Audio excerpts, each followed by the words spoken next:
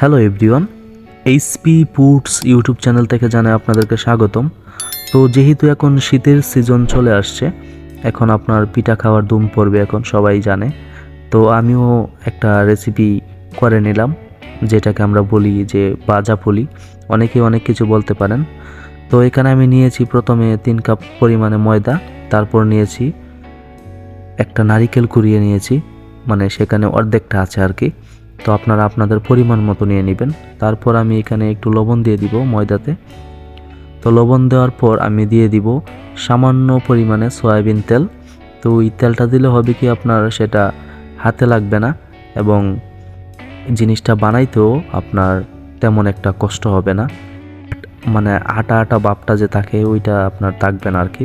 তো এখন আমি দিয়ে দিব গরম পানি পরিমাণ মতো। তো এখন গরম পানি দিয়ে আমি আপনার সেগুলো মাখায় নিব।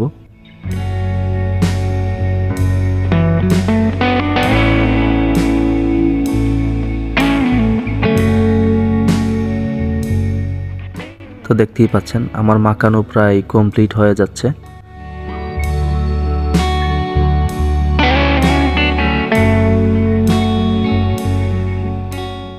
তো আমার মাখানো কমপ্লিট।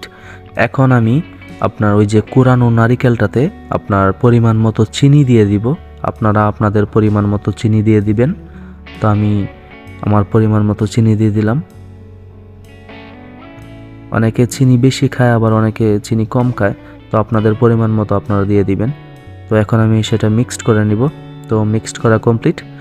এখন আমি আপনার এই যে পুলি পিঠাগুলো বানাবো।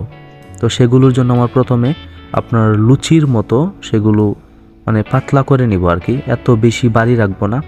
যদি ভারী রাখি তাহলে দেখা যায় যে বাছতে আপনার অনেক সময় লাগে, আর বিশেষ করে হয়েছে আপনার ভিতর সাইডে অনেক সময় দেখা যায় ময়দাটা তেমন সঠিকভাবে হয় না। তো আমি একটু পাতলা করে নিয়েছি, দেখতেই পাচ্ছেন। তো এখন আমি সেগুলোর শেপ দিচ্ছি। এই যে আমার পিঠা প্রায় রেডি।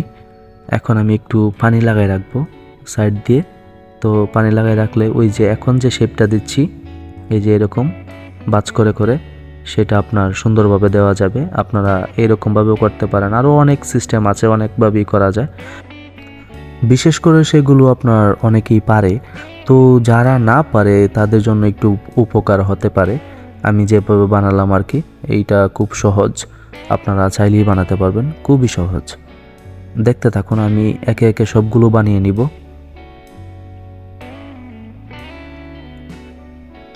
আর বিশেষ করে শীতের সিজনটাই হলো পিঠা খাওয়ার পিঠা খাওয়ার সিজনই হলো শীত।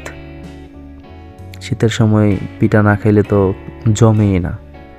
তো আমিও সেই চিন্তা করেই আজকে আমি ভাজা পুলির রেসিপিটা করলাম, এবং খুব মজাদার হয়েছে, কিন্তু খুবই সুস্বাদু এবং খুব মজা হয়েছে। তো আমি এখন একটা লোহার কড়াই নিয়েছি, ওইটাতে আপনার তেল দিয়ে দিব পরিমাণ মতো। লোহার কড়াই হইলে আপনার দুইটা দিকে অনেক উপকার হয়। একে হয়েছে আপনার কড়াইটা অনেক সময় গরম থাকে, যার ফলে গ্যাস সেভ হয়। আর এক হয়েছে তেল অনেক কম খায়, তেলটাও অনেক সেভ হয়। তো আমি সেগুলো হাই ফ্লেমে ভেজে নিব, কারণ হচ্ছে যে আমার যেগুলো আমি বানাইছি সেগুলো আপনার পাতলা করে রাখছি আর কি।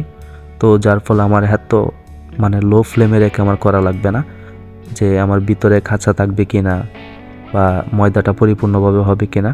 তো আমি হাই ফ্লেমে ভেজে নিব, আপনারা আপনাদের মতো করে ভেজে নিন।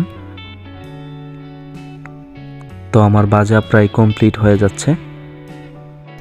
তো আমার ভাজা কমপ্লিট, এখন আমি নামাই নিব।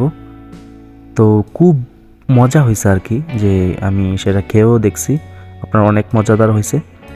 তো আশা করছি অনেক ভালো লাগবে, আপনারা ট্রাই করে দেখতে পারেন। তো ধন্যবাদ সবাইকে এতক্ষণ সময় আমাদের সাথে থাকার জন্য। দেখা হবে নেক্সট ভিডিওতে।